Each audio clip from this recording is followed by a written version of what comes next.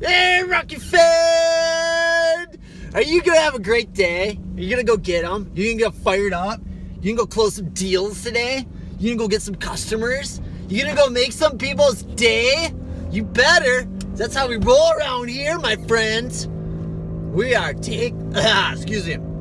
Okay, in case this is your first time, this is Coach Spiegel here, founder of YoRockyMedia.com, where I help out small, humble, honest, underdog, awesome, ethical, amazing, scrappy. They're like a little scrapper. They're like little fighters. They're like they're business owners, small business owners there, and I help them out. Okay, I'm not a social media expert. I don't like this is the post this every single day. Blah blah blah. I'm not an SEO guy. Like whatever. I get that world. I get it, getting you to the top of Google. But man, guess who's got you by the balls when that's the case? Yeah, Google. They can decide to wake up tomorrow. I'm like, yeah, I don't like that website. I don't like how XYZ construction company over here is doing things. So, yeah, you're penalized. No, that's called building your land, your house, your business on somebody else's land.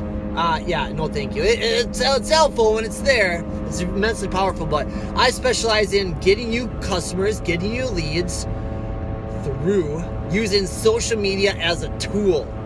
Clients, leads. Just so happens social media is the best way. We can do it through billboards, but they cost a flippin' fortune. We can do it through print ads, but they don't care, and nobody's looking at those ads. Nobody's looking at this billboard. I don't remember the last billboard. I drive around like this for a couple hours each day, and I don't actually even remember the last billboard that I saw. And I pay attention to the billboards. I can't imagine what it is. So anyways, we're going to talk today about 2 minutes. Oh, man. I just failed you there, Rocky fan. I just talked about myself. Did you get a little bit out of that for 2 minutes?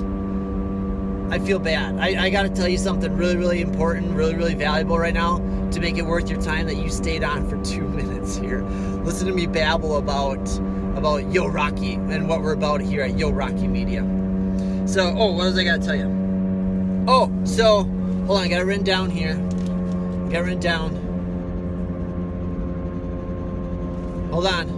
We're going to talk about how to sell. Mainly the big point with your how to sell is whatever it is you're selling, your prospect, your lead, whatever it is, go into it with the mindset of excuse me, my throat's getting a little dry. Go to the mindset of what is the cost of them not taking the action, aka taking you up on your offer for your service. Let's say you're selling heating, airing, and conditioning, and you just show up randomly at their house and you do a little analysis on their old air conditioning unit, and you tell them, hey, this is gonna go out in 1 year, and this is when it goes out. This is how much it's gonna cost you. Always think in terms of what it's going to cost your prospect, your buyer, if they don't take the action that you're doing. And you just notify them of that. You're not selling them. It's not a hard sell. You're revealing it to them. You're making it known. Be ethical with it, all right? This is why I only work with ethical, honest businesses, because if you're jiving them, and I don't know if that was the right word there, gypsying them, they're not supposed to say gyp. That's like a slang for gypsy. And gypsies were like known as being like scam artists and con artists. If you watch the show, I don't remember the show, Eddie somebody and Minnie Driver, they were like gypsies, and they traveled and they moved into somebody's house. They incorporated the identity of this one guy that was rich, and I don't remember the show. It's my wife's favorite show. They only went for 2 seasons. And I guess it was really good. So anyways, we're not supposed to say gyp. But if you're in the business of gypping your customer, your business is screwing them over, lying them to get them some business, I'm sorry, I'm not going to work with you, because I got to live with what I do. My secrets, my lessons, my coaching is going to make your product, your service, a whole lot more successful. You're going to impact way more lives. And it's think of me and what I'm going to do for you as the amplifier. And if you're unethical about it, it's just going to put you out of business that much more faster. And to be honest with you, I'm covering my own butt because I don't want to be associated with that sort of thing. All right. So if you want to work with me, you got to apply down below. And just for applying, just for taking out a couple minutes of your day to applying, I got a free gift for you just for applying. This isn't just like, come apply with me and let me choose you. And I am choosing about who I work with, of course, but it's more about you getting the benefit of that little time invested in it to make sure that you get it. And because I don't work with just anybody. Anyway, so you bring your service to them, and whether they ask for the free estimate or not, or the free consultation or not, just go tell them. Just go tell them. It's in Zig Ziglar's Secrets of Closing the Sale. The guys were selling tires, I think. Shoot, I'll have to go get there's the two stories out of there that I tell all the time. The one is the guy that Zig Ziglar went in to get his tires changed because he had a flat tire. And the guy told him, hey, your alignment's a little bit off. So in about a couple months, your other tire is going to go flat if you don't do anything about it. And Zig Ziglar's like, you can fix alignment now and you don't have to have a flat tire in a little while. And Zig is like, oh, cool. Thank you for telling me that. Oh, I got a fly in here, a mosquito in here. So that's kind of what you do. Like, what's the cost of not taking action today? And then there's the other story about the guy that there's tire selling contest or something. And the guy, all he did was he went around and he checked everybody's tires. And he wrote a little note on his business card that says, you got about 10,000 miles left in your tires. And when they go, you're probably going to have a flat or something. I don't know how he worded it. But he just put a little card. He just put it on everybody's tire. And he says, when you have a flat, it's better to fix your tires now before you get a flat later.